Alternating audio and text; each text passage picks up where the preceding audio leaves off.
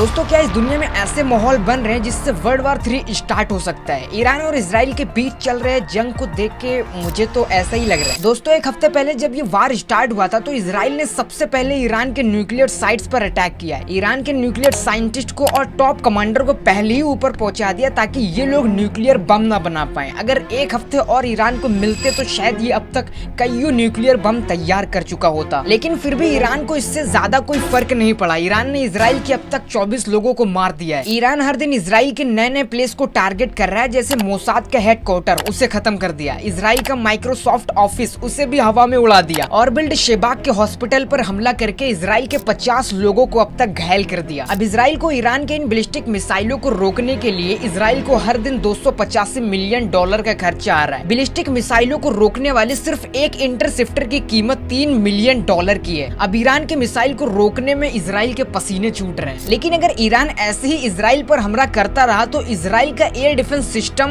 Iran की missile को सिर्फ 10 दिन तक ही रोक पाएगा, क्योंकि बॉस ईरान के पास ऑलरेडी ऐसी 2000 बैलिस्टिक मिसाइल पेंडिंग में है। लेकिन अब इन दोनों की लड़ाइयों के बीच हमारी और तुम्हारी नजर सिर्फ अमेरिका पर है। डोनाल्ड ट्रम्प जब G7 के मीटिंग को बीच में छोड़ के अमेरिका चले गए थे तो सबको यही लगा कि भैया अमेरिका भी इजराइल की तरफ से ईरान पर हमला करेगा, लेकिन ऐसा हुआ ही नहीं और शायद ऐसा होना भी नहीं चाहिए, क्योंकि ट्रम्प ये कह रहे हैं कि हमें तुम दोनों के बीच में शामिल होना है या नहीं, इस चीज को सोचने के लिए हमें 2 हफ्ते और लगेंगे। लेकिन चोरी छुपके अमेरिका इजराइल की कितनी मदद कर रहा है ये तो सबको पता है। अब अमेरिका इन दोनों के बीच में चल रही लड़ाई में कूद तो नहीं सकता, क्योंकि इससे उसको भी भारी भरकम नुकसान होगा। एक तरफ इजराइल ईरान पर हमला कर रहा है और दूसरी तरफ ट्रम्प ईरान को धमकी दे रहा है कि इसे यही खत्म कर दो वरना मैं तुम दोनों के बीच में कूद जाऊंगा। लेकिन ईरान अमेरिका के बिल्कुल अपोजिट है। वो कह रहा नको बिल्कुल नहीं, ये वार तो नहीं रुकनी चाहिए। अब मुझे तो ऐसा लगता है कि अमेरिका ये चाहता है कि ईरान इजराइल के वार से और मेरी धमकी से ही डर जाए और इजराइल के साथ साथ न्यूक्लियर डील भी कर ले ताकि मुझे कोई